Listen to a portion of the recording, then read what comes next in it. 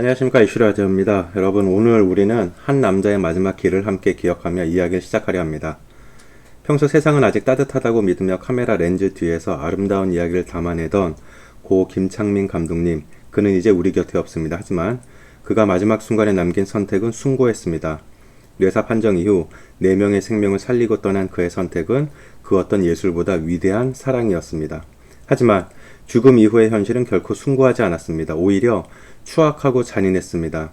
자폐를 앓는 아들을 지키려다 쓰러진 아버지의 등 뒤로 우리 법은 가해자들의 손을 들어주었습니다.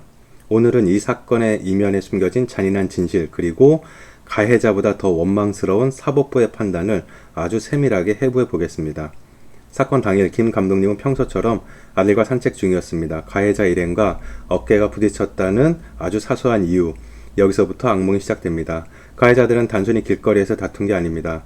이들은 감독님을 의도적으로 CCTV가 비추지 않는 사각지대로 끌고 갔습니다. 이것이 왜 중요할까요? 폭행의 증거를 남기지 않겠다는 미필적 고의 혹은 철저한 사전 계획이 있었다는 강력한 정황입니다. 부검 결과와 목격자 진술에 따르면 공격은 감독님의 머리에 집중되었습니다.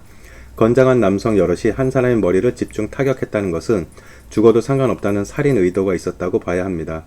감독님이 쓰러진 뒤 가해자들이 한 행동은 더 기가 막힙니다. 그들은 조롱 섞인 욕설을 내뱉으며 유유히 현장을 떠났습니다. 길바닥에서 차갑게 식어가는 감독님을 발견한 것은 한참 뒤였습니다. 그 잃어버린 골든타임, 그 시간이 감독님을 죽인 진짜 원흉입니다. 이제 가해자라는 괴물들의 민낯을 보시죠. 이들은 인간이기를 포기했습니다.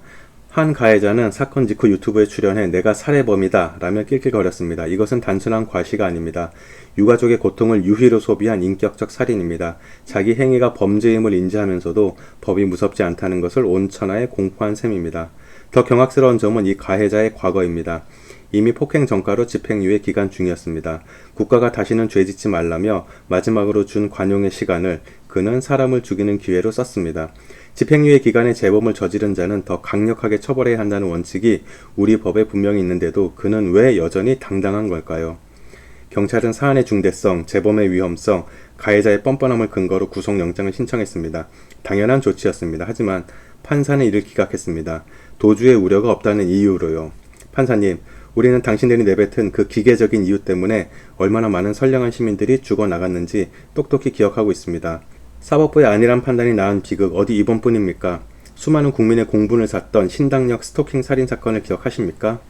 가해자 전주환은 피해자를 끈질기게 괴롭혔고 경찰은 영장을 신청했습니다. 하지만 법원은 주거가 일정하고 증거 인멸 우려가 없다며 영장을 기각했습니다. 그 결과가 어땠습니까? 불구속 상태로 풀려난 괴물은 결국 영무실 화장실에서 피해자를 잔인하게 살해했습니다. 판사가 기각한 그 영장 한 장이 피해자에게는 사형 선고나 다름 없었던 겁니다. 지금 김창민 감독님 사건의 영장을 기각한 판사님께 묻고 싶습니다. 집행유예 중에 살인을 저지르고 유튜브에서 조롱을 일삼는 이 괴물이 정말 사회적 위험성이 없다고 보십니까? 판사님이 기각한 그 영장 때문에 가해자가 다시 거리를 활보하며 증인을 협박하고 유가족을 조롱하는 이 상황이 당신이 말하는 법치입니까? 판사는 기계적인 법 적용자가 아니라 사회적 정의를 수호하는 최후의 보루여야 합니다. 판사의 망치가 가해자의 앞길을 열어주는 면죄부가 될 때 그 법복은 정의가 아니라 치욕의 상징이 됩니다. 국민은 이제 사법부를 믿지 못합니다. 범죄자의 인권은 금금 보석처럼 아끼면서 피해자의 피눈물은 어째서 통계 수치로만 보시는 겁니까? 이 사건은 단순히 한 개인의 불운이 아닙니다. 법이 선한 자를 지키지 못하고 악한 자의 무기가 될 때 사회는 무너집니다. 전담 수사팀은 가해자들의 유튜브 발언과 과거 전과, 사건 당시의 계획성을 철저히 파헤쳐 반드시 살인죄로 죄명을 변경해야 합니다. 또한 국민의 상식에서 벗어난 판결을 내린 해당 판사 역시 역사의 심판을 받아야 합니다. 우리는 고 김창민 감독님이 남긴 4명의 생명을 생략할지라도 이 사건을 절대 잊지 말아야 합니다. 가해자가 응당한 대가를 치르고 다시는 법이 범죄자의 놀이터가 되지 않도록 끝까지 감시해야 합니다. 김창민 감독님, 당신이 남긴 사랑은 우리가 지키겠습니다. 가해자들이 법의 심판대에서 무릎 꿇는 그날까지 절대 멈추지 않겠습니다. 자, 여기까지입니다. 감사합니다.